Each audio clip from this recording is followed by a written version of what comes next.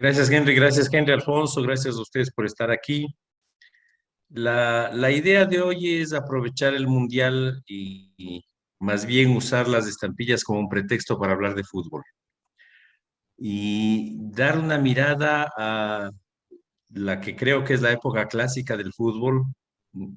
Aunque está anunciado como los mundiales en la filatelia, yo me voy a parar en México 70 porque creo que hasta ahí es donde tenemos una época definida en la historia del fútbol y también acompañada de la forma en que se hacían las emisiones filatélicas relacionadas con el fútbol. Era otra época. A mí me encanta esta foto, Di Stéfano al borde de la cancha, no sé si después de haber jugado o preparándose para jugar, pero fumando un tabaco. Esto creo que es ideal para la colección de Luis Fernando para poner en la portada o algo así. Eh, Era una época en que las cosas se hacían distinto, se jugaba de manera diferente, se pensaba de manera diferente.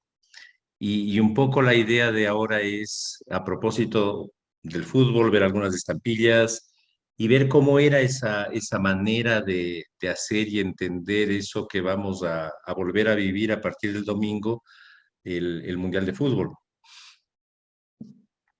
Esta historia empieza antes de los mundiales, porque antes de los mundiales el fútbol era un deporte que era parte de las Olimpiadas, con problemas y todo, pero la exhibición del fútbol se hacía fundamentalmente en las Olimpiadas, sobre todo a partir de mayo de 1904, cuando se funda la Federación Internacional de Fútbol Asociado, la FIFA, no la FIA, la FIFA, que fue una organización inicialmente europea. Los que fundan la FIFA son Bélgica, Dinamarca, España, Francia, Holanda, Suecia y Suiza. Y empiezan a participar en en las Olimpiadas, y las Olimpiadas son inicialmente Olimpiadas para los europeos. Las primeras Olimpiadas en que tenemos fútbol son Olimpiadas, la de Londres de 1908, la de Estocolmo y la de Amberes, donde ganan equipos europeos, Inglaterra en los dos primeros casos y Bélgica en 1920. Pero ya para 1920, Sudamérica estaba siendo parte del fútbol y estaba empezando a destacarse en el fútbol. En 1916 se organiza en Buenos Aires la primera competición de selecciones, lo que ahora se llama la Copa América. En realidad fue un cuadrangular entre Brasil, Argentina, Uruguay y Chile, en el estadio del Club Gimnasia y Esgrima de Buenos Aires, que decían que en esa época era el estadio más moderno de Sudamérica. Y aquí es donde los uruguayos empiezan su tarea de aguarles la fiesta a los vecinos, porque Argentina organiza esta Copa América como parte de sus celebraciones del centenario de la independencia, pero la que va a ganar la Copa es Uruguay. Eh, es un campeonato en el que se muestran las cosas que había en ese tiempo. Por ejemplo, se reclutó a un árbitro, se enfermó el árbitro, desapareció el árbitro y se reclutó uno que actuó provisionalmente, entiendo que un chileno. Los jugadores eran personas que jugaban fútbol, pero tenían su trabajo afuera. Algún jugador importante argentino no le dieron permiso en el trabajo y en algún partido hubo que sacarse a alguien de las gradas para que juegue en el equipo argentino. La final, que estaba prevista para jugarse en el estadio de Gimnasia y Esgrima, al final acabó jugándose en el viejo estadio de Racing Club en Avellaneda, porque la gente en el día del partido irrumpió en el estadio, muchos que no tenían entradas querían entrar, quemaron una tribuna, no pudo jugarse el partido. Aquí ven unos titulares del Comercio de Lima sobre los problemas de Buenos Aires a propósito de esto, y tuvo que jugarse el partido otro día, y en ese partido los ganadores fueron los uruguayos. Y a partir de entonces Uruguay se va a convertir en la figura del fútbol. Interviene por primera vez en las Olimpiadas de París en 1924. Es el único equipo sudamericano entre 22 equipos y gana con marcadores en general abultados a Estados Unidos, a Francia, a los Países Bajos, y va a ganar la final a Suiza por 3-0. Inicialmente son unos exóticos sudacas que están ahí, nadie les para mucho balón, y de pronto se empieza a ver el juego sudamericano y el público empieza a entusiasmarse con lo que empieza a ver. Y cuando ganan la final, reciben una gran ovación del público, y eso da origen, el Uruguay empieza a dar origen a una serie de términos que tenemos todavía en el fútbol. La vuelta olímpica es precisamente esa vuelta en el estadio de París, donde eh, para responder al, al clamor del público, el equipo uruguayo responde al saludo dando una vuelta a la cancha, y esa vuelta va a llamarse hasta ahora vuelta olímpica.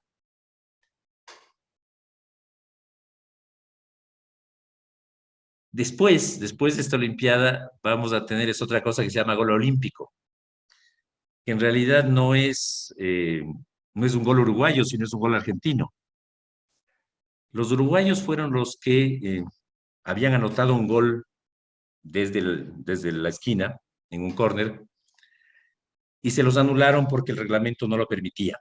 Entonces, los uruguayos fueron los primeros que abogaron porque esto se elimine y que se validen los goles conseguidos desde la esquina. Y los primeros que reciben un gol desde la esquina son los uruguayos en un partido con Argentina. Y se llama gol olímpico porque los argentinos festejaron eso como los uruguayos venían de ganar la Olimpiada y los argentinos les habían clavado un gol a los olímpicos desde la esquina, y eso empieza a llamarse gol olímpico. A los uruguayos les debemos también esa palabra que todos usamos ahora, hincha. Dicen que había un utilero del Nacional de Montevideo que se llamaba Prudencio Miguel Reyes y que parece que tenía unos pulmones muy fuertes, muy grandes, porque su tarea era inflar los balones, hinchar los balones. Entonces, que gritaba en el estadio y sus gritos llamaban la atención de todos, decían, ahí está el hincha gritando. Y desde ahí la palabra hincha se convirtió en la palabra que identifica a todos los que gritan, eh, son parciales de un equipo determinado. Pensando en las palabras que hemos aportado al fútbol de los Andes, viene una palabra también que todos usamos, cancha. El estadio de fútbol lo llamamos también cancha, y cancha es una palabra quichua. El Coricancha en el Cusco es un espacio grande, algunos dicen que es un espacio cerrado, pero es un espacio como la cancha, y es una palabra quichua que se ha generalizado para hablar del espacio donde se juega el fútbol. Pero a esa Olimpiada debemos la primera vez en que el fútbol es motivo de una emisión filatélica. Aunque el fútbol no aparece en las estampillas, lo que conmemoran los uruguayos en esta emisión del 29 de julio de 1924 es su triunfo en las Olimpiadas, su triunfo como campeones olímpicos de fútbol. Es una serie de 3 valores que muestra la victoria de Samotracia, la clásica escultura griega, y que conmemora este triunfo uruguayo. Hay la emisión normal que vemos arriba en papel blanco, pero se hizo también una emisión en papel amarillo para regalarle en un acto solemne a los jugadores, a los dirigentes, algunas personalidades que estaban ahí. La primera vez que el fútbol aparece como tal en una emisión filatélica es en esta estampilla de Hungría. Aparte de la estampilla que vemos a la izquierda, que es la emisión normal, hay también esta en color celeste que dicen que es una prueba. Pero esta estampilla se emitió para recaudar fondos para asociaciones deportivas y se le vendía al doble del valor facial. Esta leyenda en húngaro, entiendo que todos entienden el húngaro y podrán ver que lo que está diciendo aquí es que en realidad esta estampilla se va a cobrar al doble del valor para financiar el, eh, estas asociaciones deportivas. Esta es la primera estampilla que tiene la imagen del fútbol, que tiene una pelota de fútbol, donde se ve una cancha, se ven jugadores, etcétera, etcétera. Uruguay vuelve a participar en las Olimpiadas de Ámsterdam en 1928 y vuelve a ser campeón en una final en sudamericana. El juego es entre Argentina y Uruguay y Uruguay vence a Argentina por 2-1 después de un juego, de un tiempo suplementario. Termina el partido, el tiempo reglamentario 1-1 y en el tiempo suplementario Uruguay gana 2-1 a Argentina. En esa ocasión se hizo esta segunda emisión en que aparece un jugador de fútbol, una emisión holandesa, que conmemoraba la Olimpiada, era toda una serie con varios deportes y en este valor se incluyó una estampilla con un jugador de fútbol.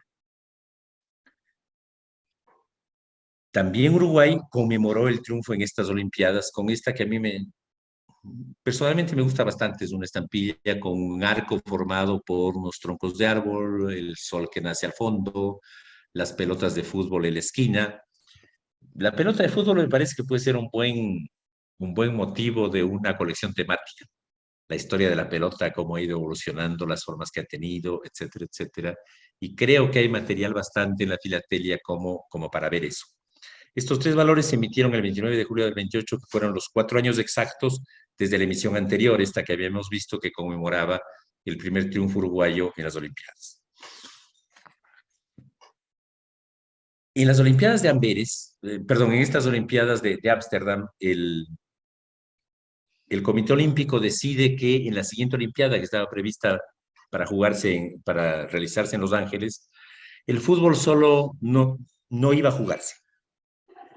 Y esto genera una tensión entre la FIFA, el Comité Olímpico, y la FIFA decide que va a armar el campeonato de fútbol aparte y que ese campeonato de fútbol no va a estar limitado a amateurs, sino que va a permitir que jueguen también profesionales. El dirigente de la FIFA, Jules Rimet, es el que decide que la sede del campeonato sea Uruguay. Como campeones, atendiendo el hecho de que los uruguayos eran campeones olímpicos, que estaban decididos a construir un estadio para eso, que iban a pagar los gastos de los equipos que vayan, se decide que el primer campeonato mundial de fútbol se realice en Uruguay. Aquí vemos el afiche dice que va a ser del 15 de julio al 15 de agosto, pero en realidad fue del 13 al 30 de julio de 1930. Un poco para ver estos detalles organizativos que no cuadraban, el afiche dice una cosa, las cosas se hacen de manera distinta. Para el campeonato se diseña la copa, que es la que nos interesa ahora, porque todos los campeonatos que vamos a ver son campeonatos en los que se disputa esta copa, la que acaba llamándose Jules Rimet, pero que es que se denomina originalmente Diosa de la Victoria, que fue diseñada por un francés, Abel Lafleur, y que va, según las reglas, quien ganara el campeonato 3 veces se llevaba la copa definitivamente, cosa que ya no ocurre. Ahora la copa no se lo queda a nadie en propiedad. El campeonato en Sudamérica despierta una especie de rechazo de los europeos. Los europeos no quieren participar. Jules Rimet hace todo lo posible por conseguir equipos europeos. Al final consigue que Bélgica, Francia, Rumanía y Yugoslavia intervengan. Y nada más. Rumanía incluso se organiza a partir de la relación de Jules Rimet con el rey Carol de Rumanía. El rey organiza el equipo a partir de unos trabajadores de las minas y llevan a los jugadores a Uruguay. Pero es una participación europea casi nula y fundamentalmente los equipos que participan son equipos americanos: Argentina, Bolivia, Brasil, Chile, Estados Unidos, México, Paraguay, Perú y Uruguay.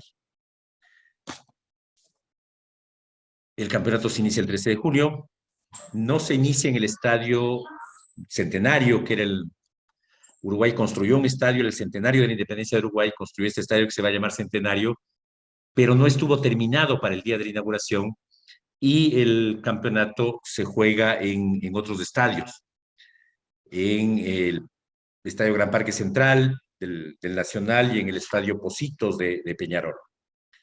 En este campeonato no hubo ninguna emisión filatélica. Lo único que tuvimos fueron estos canceladores uruguayos donde se hacía promoción del campeonato. Y se puede ver la terminología que se utilizaba, el fútbol escrito en inglés con doble, no la castellanización del término. En el principio el fútbol era un deporte creado en Inglaterra y las palabras eran palabras inglesas. Y poco a poco se fueron castellanizando y eh, los viejos, mi papá, mi abuelo, utilizaban los viejos términos, ¿no es cierto? No había arquero sino goalkeeper, no había los volantes sino el medio wing derecho, cosas por el estilo, el back central, algunos términos que todavía se usan, pero se usan menos de como se usaban antes y que se han castellanizado, el córner, el penal, etcétera, etcétera. El campeonato en Uruguay termina con un partido entre Uruguay y Argentina, los grandes rivales sudamericanos. En el Estadio Centenario el tema era absolutamente tenso. El árbitro incluso aceptó ser árbitro del partido siempre que hubiera un barco esperándole en el puerto para salir a la carrera, pase lo que pase. Una gran cantidad de público.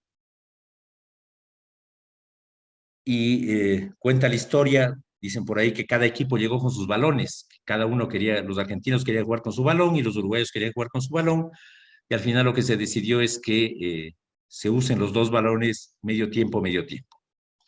El resultado final fue 4-2 a favor de Uruguay y Uruguay se convirtió en el primer campeón mundial de fútbol.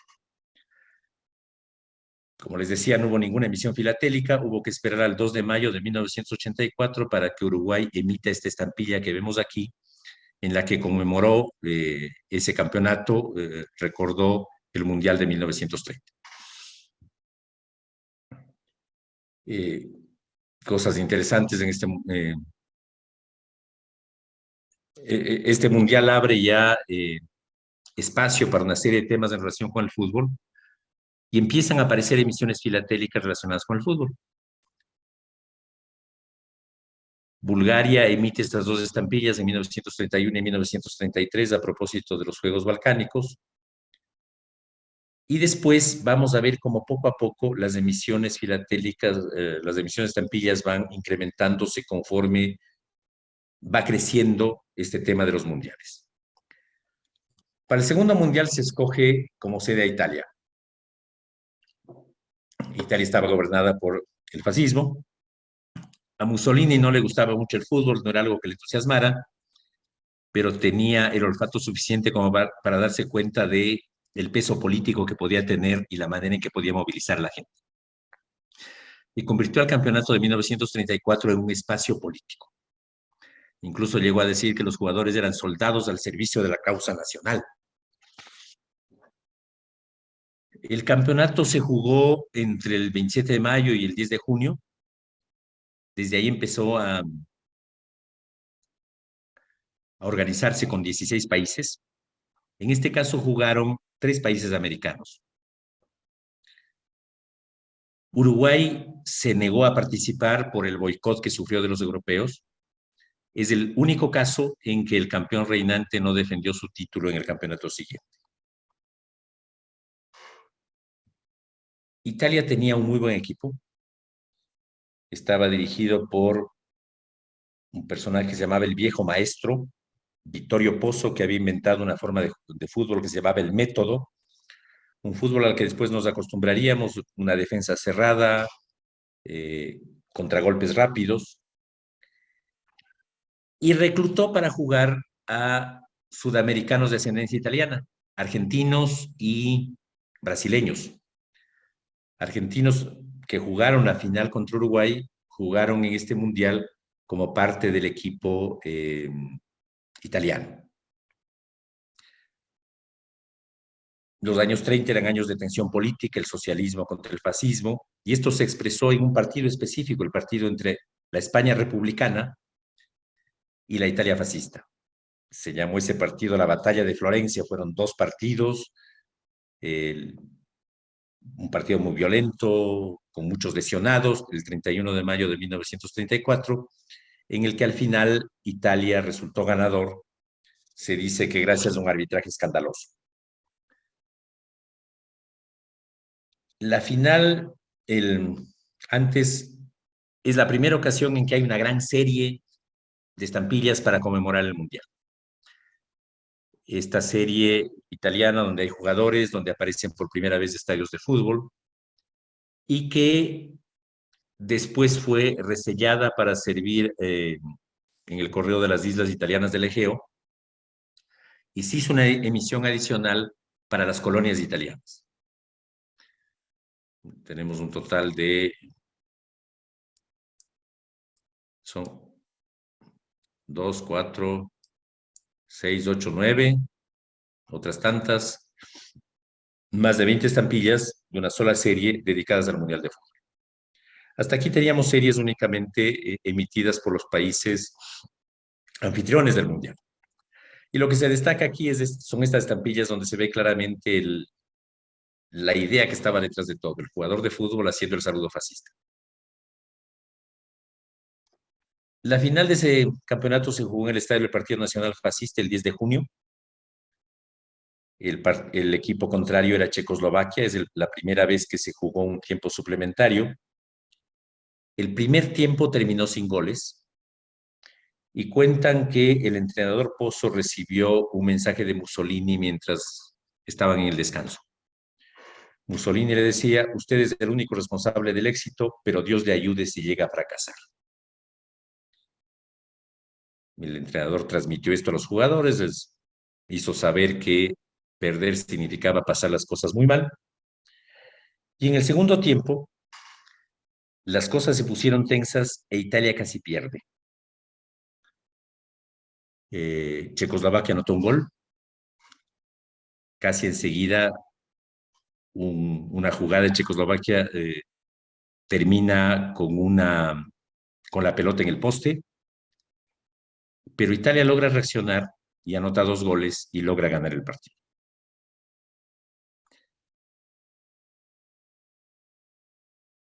Y consigue o Mussolini consigue demostrar la superioridad de sus jugadores y consigue que sus finalidades políticas sean cumplidas a partir del Mundial. Después del Mundial de Italia, varios países empiezan a emitir estampillas. Colombia, a propósito de las Olimpiadas internas, emite series donde hay estampillas con jugadores de fútbol, esta del 35 de la Olimpiada de Barranquilla o esta del 37 de la Olimpiada de Manizales, que después va a ser resellada. La Unión Soviética en el 35 emite una serie con varios deportes y esta es de estampilla del fútbol.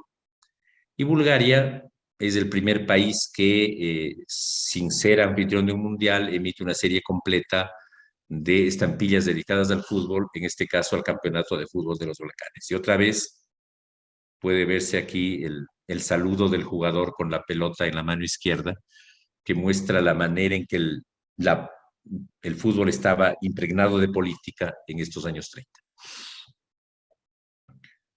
La política llega a las Olimpiadas, Alemania organiza la Olimpiada de Berlín en el año 34, en el año 36. Estas son las estampillas conmemorativas de esa Olimpiada y esta estampilla de seis pennings tiene la imagen de un jugador de fútbol. América empieza también a hacer emisiones. Esta estampilla de Panamá y esta hoja recuerdo de Panamá, la primera hoja recuerdo junto con la alemana en la que existe un tema futbolístico, los Juegos Deportivos Centroamericanos y del Caribe del año 38. En el año 38 se realiza el tercer mundial. Por primera vez hay un balón oficial, el que vemos aquí. No eran balones perfectamente circulares, eran balones de cuero, se inflaban. En junio del 38 participan 15 países. El 16º país era Austria, pero acababa de ocurrir la anexión de Austria a Alemania y Austria tuvo que retirarse. Y participan únicamente 2 países americanos, que son Brasil y Cuba.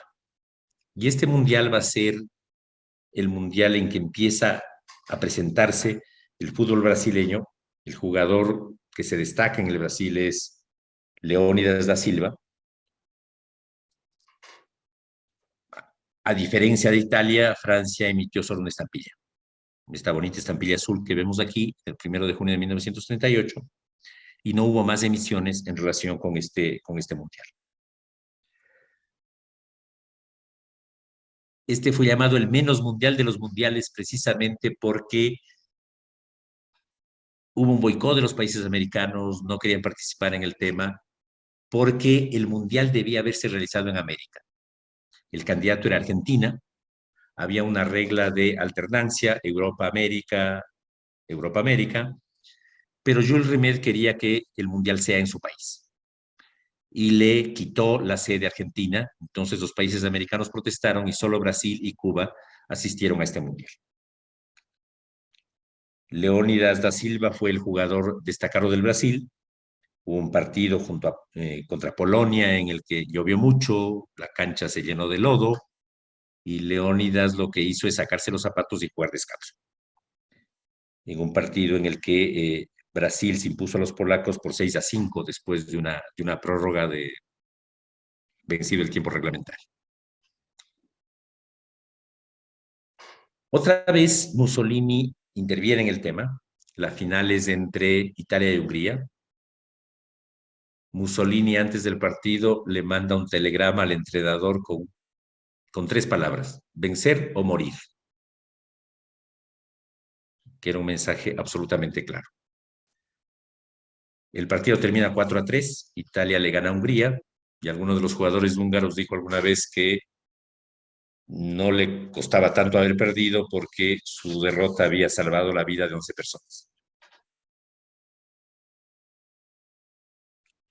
Este es el último mundial antes de la Guerra Mundial. Después del mundial, la Unión Soviética emite esta estampilla que vemos aquí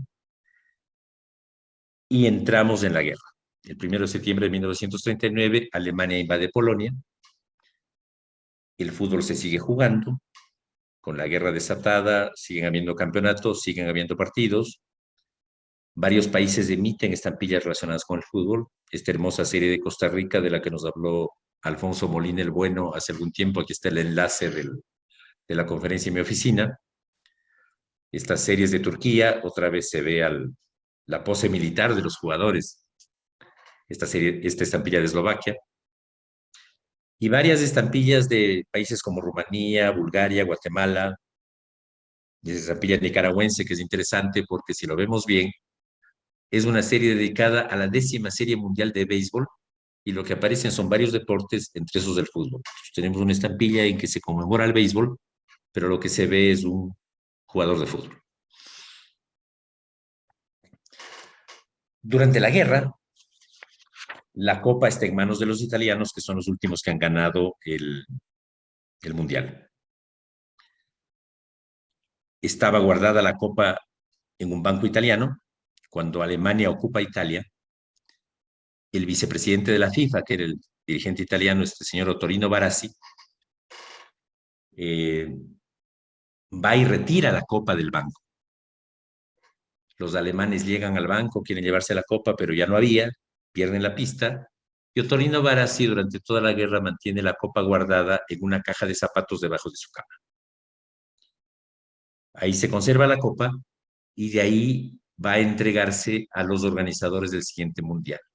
Debía ser en 1946, pero todavía las condiciones no estaban dadas para que pueda retomarse el tema de los mundiales. La guerra estaba fresca, las ciudades estaban destruidas. En principio se pensó en hacerlo en 48 o en 49, pero al final se asigna como sede a Brasil para realizar un mundial en 1950. Brasil construye para eso el estadio más grande de su tiempo, el Estadio Maracaná, y se organiza el campeonato entre el 24 de junio y el 16 de julio del año 50, con 13 países, 7 americanos y 6 europeos. Alemania no participó, Alemania estaba suspendida como sanción por la guerra reciente. Escocia se negó a participar, Turquía no quiso ir a Brasil, el equipo de la India no quiso jugar con zapatos y por eso Los 16 países originalmente previstos se convirtieron en 13.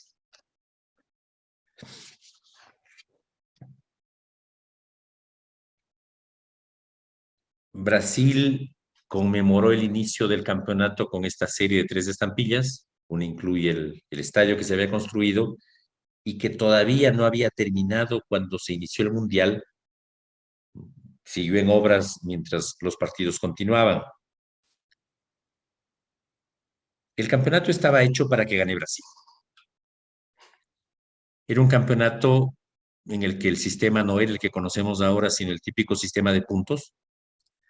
En ese sistema de puntos llegaron a un último partido que acabó siendo la final. El partido tenían que jugarlo Brasil y Uruguay. A Brasil le bastaba empatar para en la tabla de posiciones conseguir el campeonato. Uruguay tenía que ganar el partido.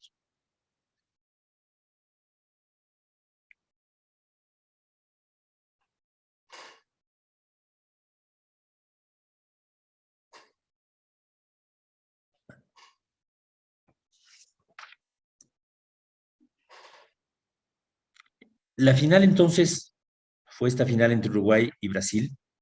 El entrenador uruguayo pensaba que todo estaba dicho, que no había mucho que hacer y planteó un juego para jugar a la defensiva. Pero Obdulio Varela, que era el capitán de Uruguay, reunió a los jugadores y les dijo que su entrenador era muy buena persona, pero que no tenía sentido jugar a la defensiva, que iban a acabar goleados como habían acabado siendo goleados todos los equipos que habían jugado con Brasil y que había que jugar bien ese partido.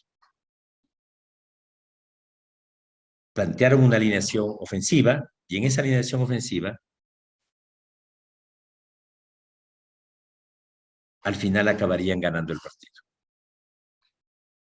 El primer tiempo terminó 0-0 y eso ya empezó a preocupar a los brasileños. Y en el segundo tiempo Brasil anotó su primer gol.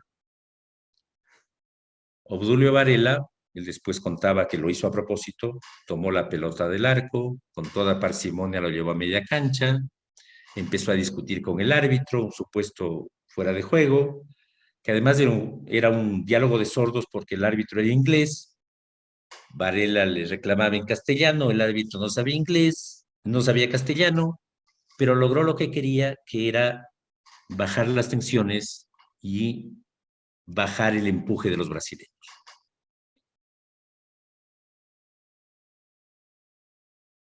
En el minuto 21 del segundo tiempo, Chafino anotó el gol de empate.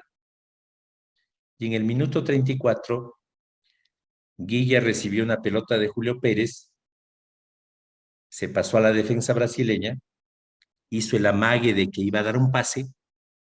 El arquero brasileño, que era Moacir Barbosa, se comió el cuento y Guilla lanzó la pelota y la pasó por un lado del parante. Y enmudeció, no al estadio, enmudeció a Brasil entero. Uruguay acabó ganando el partido 2-1. Jules Rimet cuenta que estaba dentro del estadio preparándose para entregar la Copa a Brasil cuando oyó el silencio. Todo se cayó y salió para supuestamente entregar la Copa a Brasil y encontró que la cosa era distinta.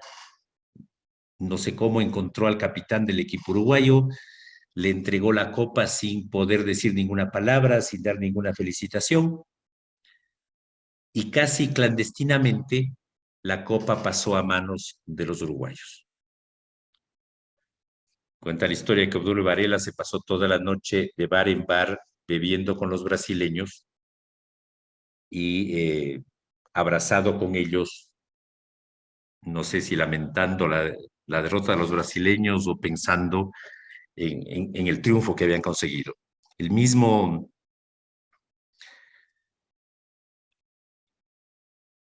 el mismo Obdulio Varela dijo después que fue absolutamente circunstancial, que si ese partido se hubiera jugado 100 veces, 99 veces hubiera ganado Brasil, pero que a ellos les tocó la una vez en que ganó Uruguay. Esto fue, ya todos lo sabemos, un trauma para el Brasil. Todos los jugadores de esa selección fueron eliminados del mundo. Moacir Barbosa, el arquero, acabó cuidando el estadio veía todos los días el poste por el que pasó la pelota que cambió su vida. E incluso cambiaron el uniforme. El uniforme brasileño era un uniforme blanco y a partir de entonces empezaron a usar el uniforme que ahora todos conocemos. Uruguay se convirtió en el primer país que emitió, que sin ser anfitrión de la Copa, emitió estampillas para conmemorar la Copa, en este caso para conmemorar su triunfo en el cuarto Campeonato Mundial. El siguiente Mundial se asignó a Suiza. Debía celebrarse en 1954 y para entonces la sensación eran los húngaros.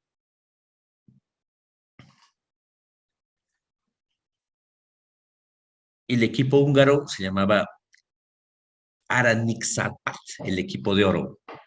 Había ganado todos los partidos. Tenía una pléyade de jugadores importantes, Puskás, Sibor, Coxis, Susa, Bosic, Grossis, que eran los grandes jugadores de ese tiempo. Jugaron en el estadio de Wembley, les ganaron a los inventores del fútbol por 6-3, y emitieron esta estampilla que vemos aquí, que es la primera estampilla dedicada a un partido en concreto y donde consta el marcador del partido, 6-3.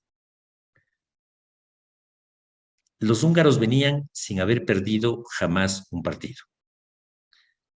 Después de ese partido en Inglaterra volvieron a jugar con los ingleses en Budapest y les ganaron 7-0. Cuando empezó el Mundial de Suiza, Hungría tenía 28 partidos invicto.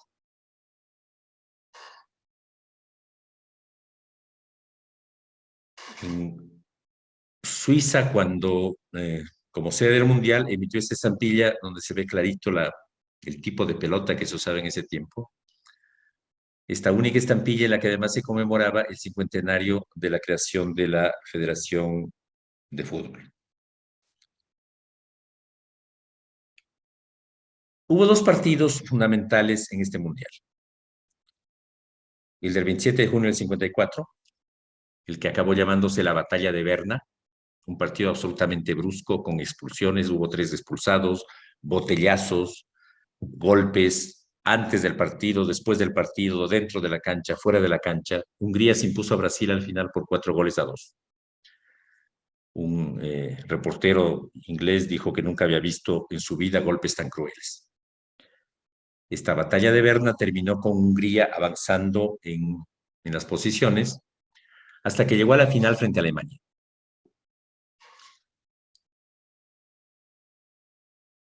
Y curiosamente, pasó lo que nadie se esperaba. El equipo alemán estaba dirigido por Sepp Herberger. Y lograron ganarle a los húngaros por 3-2, el 4 de julio de 1954. Es lo que se conocía como el milagro de Berna. Para los alemanes era una reivindicación después de la guerra, un aporte fundamental para su recuperación de los problemas de la guerra. Pero para los húngaros significó que después de haber ganado durante años todos los partidos y después de eso seguir ganando los partidos, era un equipo invicto que solo perdió el único partido que nunca debe haber perdido, que fue la final del Mundial de Fútbol. El campeón fue Alemania y Alemania festejó este campeonato 50 años después con esta estampilla que festejaba 50 años del milagro de Berna. Los húngaros, vamos a ver, se desintegrarían después. El siguiente mundial fue el Mundial de Suecia, 1958. Es la primera vez que países que no son los anfitriones emiten estampillas para conmemorar el Mundial, esta estampilla checa y estas dos estampillas de la Unión Soviética en el año 58, que conmemoran el Mundial de Suecia. Para el Mundial de Suecia, los húngaros ya no existen como equipo. El 23 de octubre, entre el octubre y noviembre del 56 se había producido la Revolución Húngara. Stalin, la Unión Soviética ahogó en sangre el intento de los húngaros de tener un gobierno distinto. Los jugadores húngaros estaban en Bilbao en ese tiempo, eh, en un juego de la Copa de Campeones de Europa. Sibor, Coxis y Puskás decidieron no volver, se quedaron en España. El equipo húngaro quedó desintegrado y ya dejaron de ser lo que habían sido hasta entonces.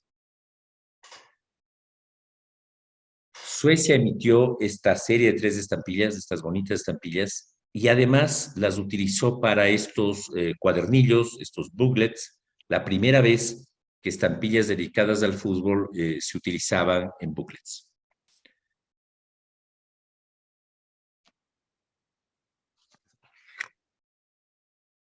El gran jugador o el gran descubrimiento de este mundial obviamente es Brasil. Garrincha, Manuel Francisco dos Santos Mané Garrincha, le decían la alegría del pueblo, era fumador desde los 10 años, analfabeto, alcohólico, tenía poliomielitis y eso le había hecho que, había tenido poliomielitis y eso hacía que una de sus piernas sea más corta que la otra, no era mentalmente, tenía una seria deficiencia mental, pero era un jugador excepcional. Inicialmente,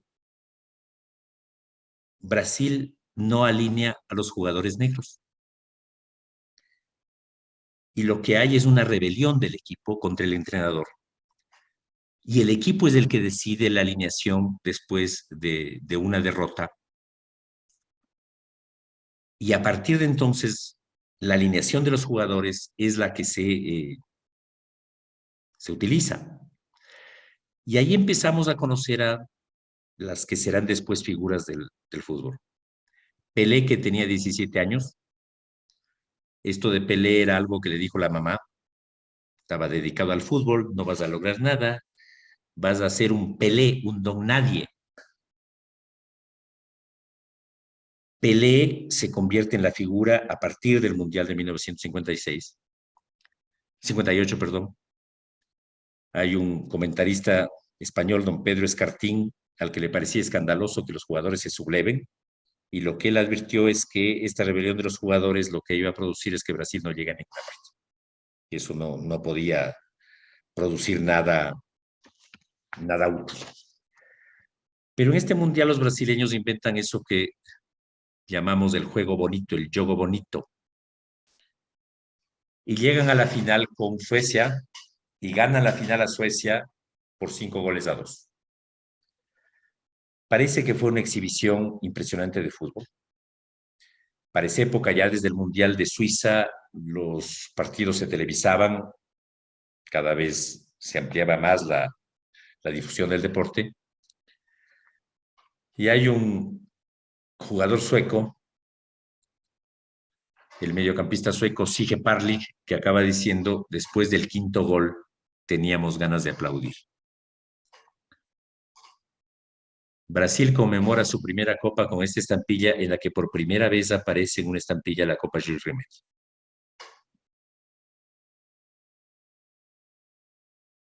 Y de ahí el Mundial vuelve a América. Y los organizadores son los chilenos. El gran impulsor del Mundial de Chile es Carlos Didbor. Dicen que él en la reunión en la que se asignó a Chile el Mundial decía, porque no tenemos nada, queremos hacerlo todo. Y hacen todo lo necesario para organizar el Mundial, pero tienen que enfrentar una serie de problemas, entre esos el mayor terremoto de la historia. El 22 de mayo de 1960 hay un terremoto de 8 o 9 grados que destruye una serie de poblaciones al sur de Chile. Alguna vez Hayes Jung me contaba de su experiencia en ese terremoto, cómo vio que el lago, creo que era Puerto Varas, no me acuerdo, que el lago se retiraba como consecuencia del terremoto. Así que ya nos contará algún rato. Eh, Amigos chilenos que vivieron el terremoto me han contado lo terrible que fue esa cosa. Y claro, esto destruyó muchas instalaciones, impidió que el mundial se realice en muchas ciudades, pero al final el apoyo de la FIFA, el apoyo de otros realizadores, hizo que el mundial pudiera realizarse en Chile.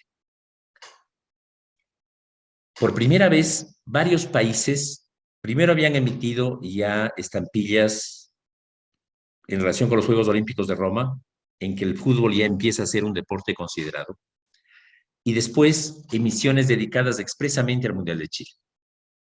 Albania, Bolivia, Bulgaria, estas emisiones de Hungría, Checoslovaquia, Mongolia. Es la primera vez que hay una gran cantidad de países que empiezan a emitir estampillas aparte del país anfitrión. Aquí en esta emisión de Hungría empieza a aparecer un error que va a ser recurrente siempre. Inglaterra es representada con la bandera del Reino Unido y no con la bandera de Inglaterra. Chile emite también sus estampillas, estas bonitas estampillas grandes de correo ordinario y correo aéreo, más un hoja recuerdo. Y nuevamente los brasileños van a ser los protagonistas de este mundial.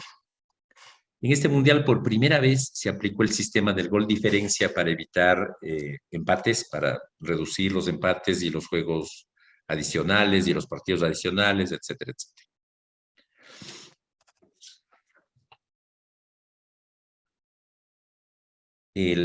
Al principio del mundial, Pelé se lesionó, no pudo jugar el mundial, o gran parte del mundial.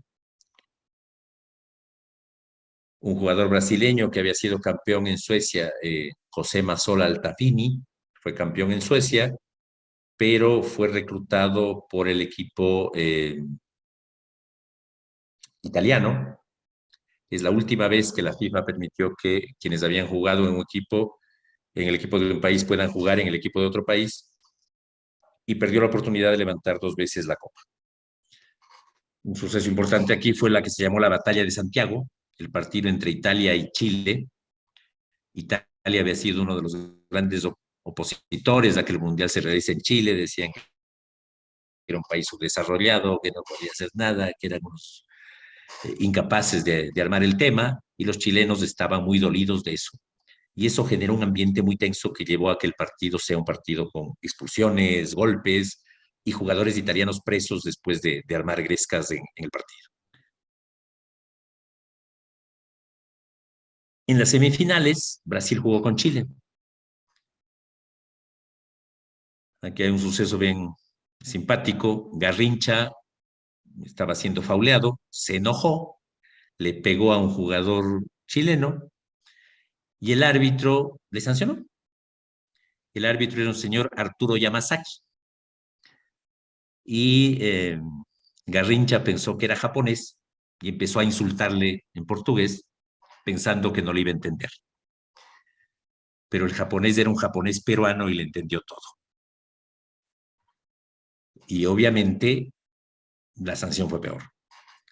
Y empezó ahí una serie de presiones para evitar que el informe impida que Garrincha juegue la final. Al final, muchos dicen que circuló plata, una cantidad de cosas. Lo cierto es que el informe el informe del árbitro fue lo suficientemente débil como para que Garrincha pueda jugar la final. Una cosa que se cuenta de la final es que cuando salieron a la cancha, Garrincha le preguntó al entrenador si, oiga, usted, este día se está jugando la final. Y el entrenador, sí, sí, ahora jugamos la final. Ah, dice, supuse porque hay bastante gente. Es un poco para mostrarla quién era Garrincha, ¿no? La final se jugó el 17 de junio contra Checoslovaquia. Brasil se impuso por 3-1.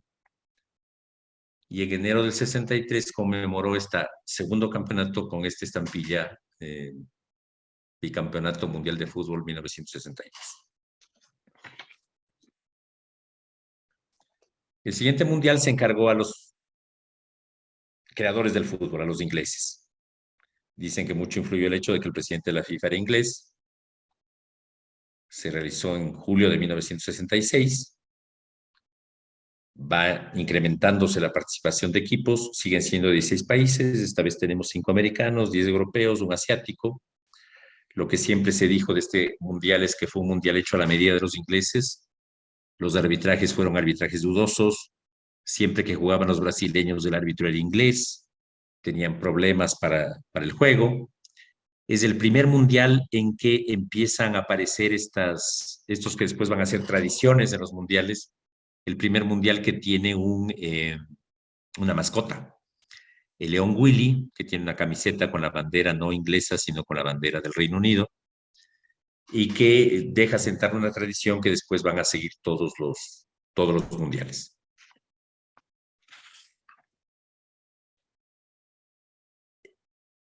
Inglaterra emite una serie de 3 estampillas, hay en papel normal y en papel fosforescente, y es la primera vez que se emite esas que se llaman las series ómnibus. Todas las colonias inglesas emitieron una estampilla con el mismo motivo, conmemorando el campeonato mundial.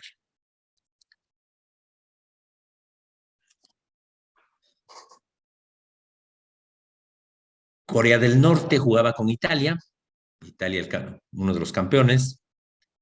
Se suponía que Italia tenía que ganar y sorpresivamente gana Corea del Norte.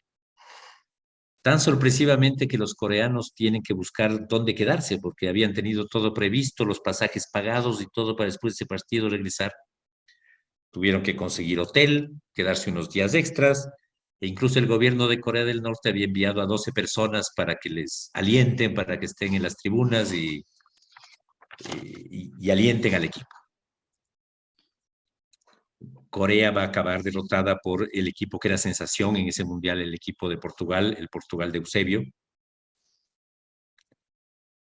Pero al final, los que van a jugar el último partido van a ser Inglaterra y la Alemania Federal.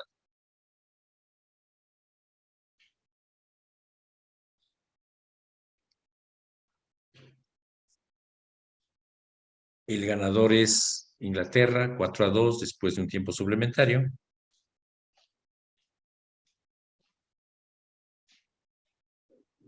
Inglaterra va a usar la misma estampilla que emitió para conmemorar el campeonato, añadiéndole esta leyenda ganadores del Mundial, el 18 de agosto de 1966.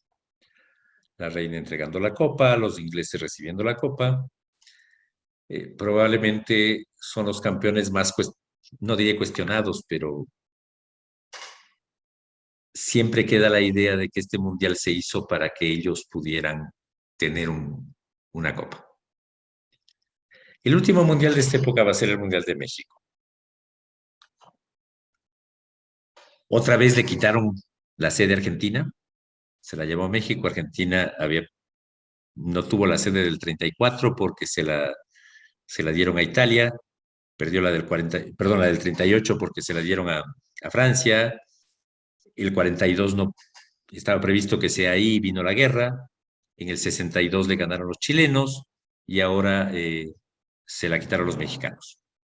México va a dejar establecido ya una serie de tradiciones, el balón tal como lo conocemos ahora, este balón oficial Telstar, continúa con la tradición de la mascota. La mascota original era esta águila que se llamaba Pico, pero al final, por una serie de circunstancias, lo que acaba triunfando es este diseño de un niño regordete con sombrero mexicano, que se llama Juanito, y que es la figura que se recuerda de este mundial.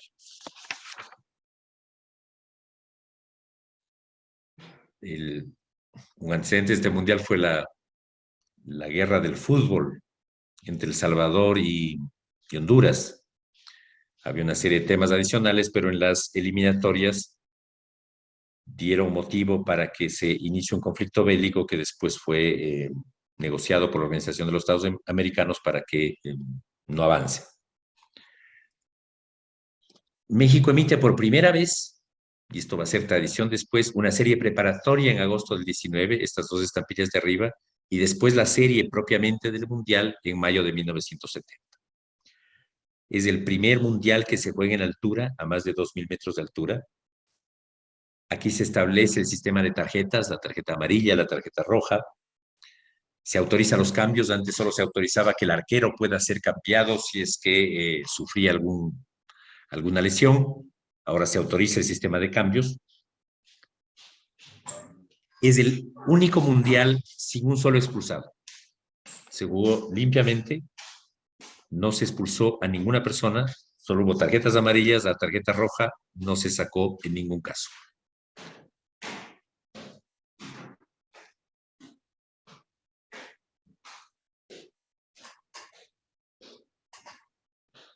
Como veíamos, la Copa iba a quedar en manos de quien tenga 3 campeonatos y había 3 posibles candidatos jugando este campeonato. Uruguay, que tenía 2 campeonatos, Italia y Brasil.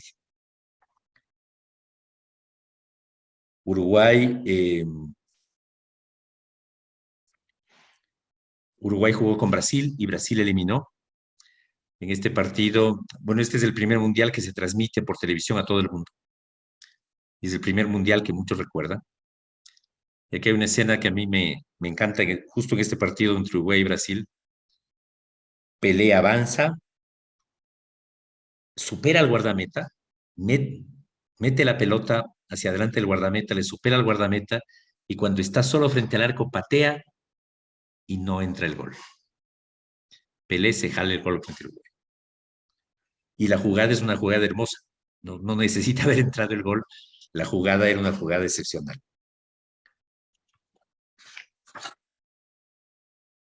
Los ingleses son eliminados frente a los alemanes. El entrenador inglés lo que dice es que nunca los alemanes han logrado ganar nada a los ingleses, ni en la guerra ni en el fútbol. Y si eso era cierto, eso cambió en la ciudad de León, en México, porque ante ese desplante de los ingleses, los alemanes acabaron ganando el partido y eso les permitió avanzar hasta llegar hasta llegar a las semifinales. En las semifinales jugaron Alemania e Italia. Muchos dicen que ese fue el partido del siglo. Es un partido en el que la imagen es Beckenbauer jugando con el brazo en cabestrillo. Se había lastimado el brazo y siguió jugando. Pero la final acaba siendo jugada entre Brasil e Italia. Cualquiera de los dos equipos que ganaba se llevaba la copa en propiedad. Italia venía de ese duro partido con Alemania y estaba bastante mermada. Y Brasil aprovecha también esta circunstancia y termina ganando el partido 4-1. Un gran escritor inglés que escribe sobre fútbol dice que los brasileños ganaron con belleza, imaginación y espíritu de aventura y demostraron que el fútbol es algo para ser disfrutado. Este es el último mundial de esta época. Los brasileños se llevan la Jules Rimet. Para muchos este es el mejor mundial de la historia. No sé si será cierto, pero es el que muchos recordamos. En infancia es lo que me queda. A partir de aquí, si pensamos filatélicamente, bueno, Brasil conmemora este mundial con una estampilla y después con una serie en la que recuerda sus 3 triunfos mundiales. Pero a partir de aquí, el fútbol va a ser parte de una serie de emisiones filatélicas. Cada mundial va a traernos N emisiones de varios países, series, hojas, todo lo que se puede inventar en relación con la filatelia. Y el fútbol se convierte definitivamente en un negocio. A partir de aquí, eh, eso que nos gusta en el partido, un lindo juego, la belleza del partido, va a ser simplemente un regalo esquivo que vamos a estar buscando en un momento u otro. Si pensamos en lo que viene después, hay grandes momentos. Pensemos en la final de Alemania con Holanda, la final de Argentina con Holanda, esa imagen de Tarantini manchado con sangre, ese partido del 82 entre Francia y Alemania, pero ya no es ese juego al que estábamos acostumbrados antes. A partir de entonces, el fútbol acaba siendo algo distinto y acaba llegando a lo que vemos ahora, un fútbol, un campeonato mundial en un Emirato Árabe, en el que nos prohíben lo fundamental en un partido, que es tomarse una cerveza, y en que lo más importante es hacer otras cosas que no tienen nada que ver con aquello con lo que disfrutamos en los partidos. Esto era lo que les quería contar en vísperas de el mundial que empieza el domingo esperemos que gane Ecuador. Hay dos buenas noticias. La primera es que esta conferencia ya se acaba y la segunda es que esta es la conferencia 499. Y con la conferencia 499 lo que hay es que agradecer a Henry y Alfonso por todo el esfuerzo que han hecho. No es fácil haber llegado a todo esto y ellos han puesto trabajo y esfuerzo. Así que yo lo único que hago es dar el pase y ahora la pelota está en manos de Ferrer, está en los pies de Ferrer. Y a Ferrer le toca anotar el gol 500. Y con ese gol 500 hay que sumar 500 más y llegamos a 1000. Gracias, queridos amigos. Gracias, Juan Pablo, muy bueno. Bien. Vale, excelente. Extraordinario como siempre. Muy bien. Muy bueno. Entretenida. Para mí, por lo menos, que no soy futbolero, fue entretenido Pero te toca meter un gol mañana. Pero ya son 500, o sea, ya el partido está ganado. El partido está ganado, así que es uno más. Que te pase lo que apelé. Es una amiga más, no, por favor, ¿cómo me va a pasar? Lo va a tirar afuera. Al córner. Lo va a tirar afuera. Me gusta esa fe que me tienen, me gusta eso. Para mí fue una educación, yo que no sé mucho de fútbol, esto se podría bueno para enseñarles en la escuela a los muchachos chicos para que entiendan la historia del fútbol. Juan Pablo, de ese Mundial de Chile, Colombia participó y realmente fue un hito para su participación porque en un partido con Rusia empató 4-4. Rusia era un gran equipo y el último gol fue un gol olímpico que empató ese partido 4-4.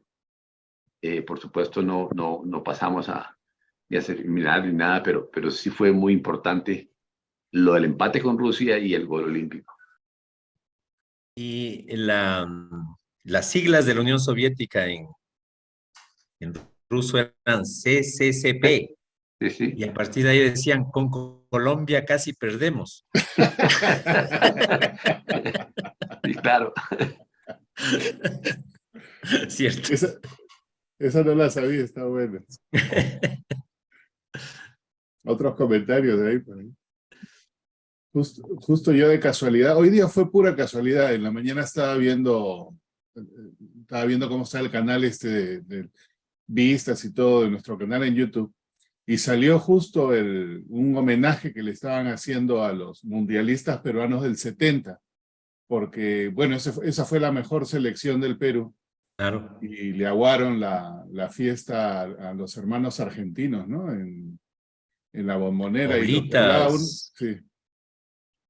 Lo que hablaba uno de los futbolistas, dice que después que acabó el partido, ellos estaban metidos adentro de la Bombonera por 2 horas porque no querían salir, pues si salían los iban a linchar los hinchas allá afuera. Eso demuestra lo que es la cancha de Boca. No sirve para jugar al fútbol. Bueno, pero también demuestra otra cosa, ¿no? El fútbol en nuestros países no es un deporte, es una religión. Sí. Sí. Juan Pablo, tienes que cambiar en el resultado, pusiste Brasil 2, Uruguay 1, es al revés. Sí, es al revés. Estaba así, ay, ya. Es al revés. Ganó Uruguay, si no estábamos hablando Ganó Uruguay, de otra cosa. no, pusiste al revés el resultado. O sea, cambié el maracanazo. Cambiaste Sí. el maracanazo. Y esto de...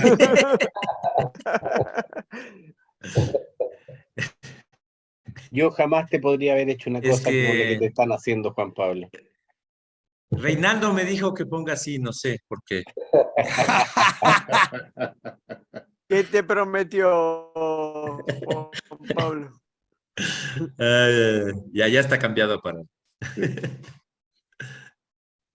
Algunas preguntas, ¿sí? Porque este es un tema interesante, ¿no? Y sobre todo, como dices tú, seleccionaste el año 70, el Mundial del 70, y verdad, pues no hay muchas estampillas, ¿no? Hasta esa época, pero de ahí en adelante... Y ahí es... Kilos. Avalancha. Sí.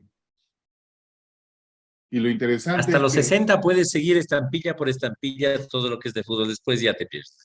Sí, pero quizás esto sea más para los temáticos. ¿En qué año realmente la filatelia temática levanta? Porque de repente ha sido en los 70s y ahí viene la oportunidad, porque antes de eso, ¿había temática o no había? No creo, ¿no? Supongo que sí. Hay un coleccionista argentino que siempre tiene un tema de los mundiales de fútbol. Y es bastante buena esa colección. Claro, es que puedes hacer maravillas, la pelota, los juegos, no sé. La cantidad Porque esa de... historia de cómo va cambiando la pelota es muy divertida. Y la pelota Hay- anterior Había esa que, era dura. había que cabecear Ujú. eso. O Te evitar el agarraba con, cabezazo, yo me acuerdo te de agarraba niño. con la cosida, que creo que le decían tiento acá en Argentina, no sé en otros Claro, lados, y te dejaba un te lindo golpeaba más golpe. duro, claro. Gato, te dejaba tu gato.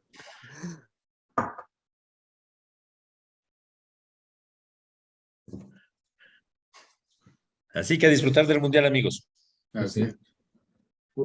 Una curiosidad, empieza el Mundial de Qatar el domingo, Ecuador contra Qatar, bueno, creo que esa yo creo que va a ganar Ecuador, porque no sé qué tan buen fútbol tenga Qatar, pero de ahí cómo viene la cosa, ya han emitido estampillas del Mundial, Sí, ¿cómo? no sé. Esa pista no he seguido. Supongo que Qatar emitiría algo, no sé. Sí, a mí me hubiera Por- parecido que te bombardean en eBay con un montón de cosas, pero ¿no? Por lo menos yo no he No, yo no he encontrado nada. visto, pero sí. Creo que Ecuador va a tener petróleo por 100 años gratis. No sé, alguien hablaba de eso para el domingo. Es parte de la motivación. Sí. Callarás, callarás. Así es. Bueno, parece que la gente está esperando el domingo para ver el Esperando la Mundial. conferencia 500 de Sí, Ferrer. ese es el unos dioses. entretenimiento mañana. Claro. ¿Será El hombre recordada como 500. el gol que no metió Pelé o como el campeonato de fútbol más memorable de todos? Bueno, es una No, meta, pero es la mitad del camino. De es vos una gran... depende. A ver, acuérdate, Henry, que hemos tenido muchas metas y hemos tenido la suerte de poder seguir aprendiendo cada mes más con nuestros amigos filatélicos. Así que, así como llega la 500, ya tenemos la 515 y así seguiremos llegando a las 600. Yo creo que de 500 en 500 es un poquito grande la meta, pero primero lleguemos a las 600. Yo creo que sí, pero como dices, ¿no? Ya en realidad ya pasamos las 500. Justo durante la charla se agendó la 523. Así que ya solamente faltan, ¿cuánto? 477 nada más. No es mucho. Ahí estamos. No, y si mañana no jode mucho, imagínense, capaz que puedo hacer más conferencias, más charlas y todas esas cosas. Perfecto. Todo va a estar bien. Bueno, Cuídense. ¿qué dice? A Ahora ver. el gran problema. Entonces, ¿Puedo mostrar algo en la pantalla? Ahora hay que pagar. Sí, adelante, adelante. A ver, un segundito, a ver si lo encuentro. Esto acabo de encontrar, ¿se ve? Sí, Sí. eso es lo que ha salido. Bueno, disculpen la foto, pero fue hecha recién. Parece que esas son las estampillas de Qatar para este mundial de fútbol. También salió el logotipo, que es como una especie de fantasmita, el turbante de Sí, una sí. hojita souvenir. Pero Bueno. bien minimalista, ¿no? Bueno, porque la foto no es buena, pero están esas dos estampillas, parece. Y no sé si no hay una hojita block o algo parecido. Hay una hojita block de la mascota Ah, de bueno, Qatar. queda pendiente, pero algo seguro va a haber, sí. Bueno, entonces con eso nos quedamos. No sé. Ok. Entonces con eso nos quedamos hasta la charla 500, que será El día de para mañana. Sebastián.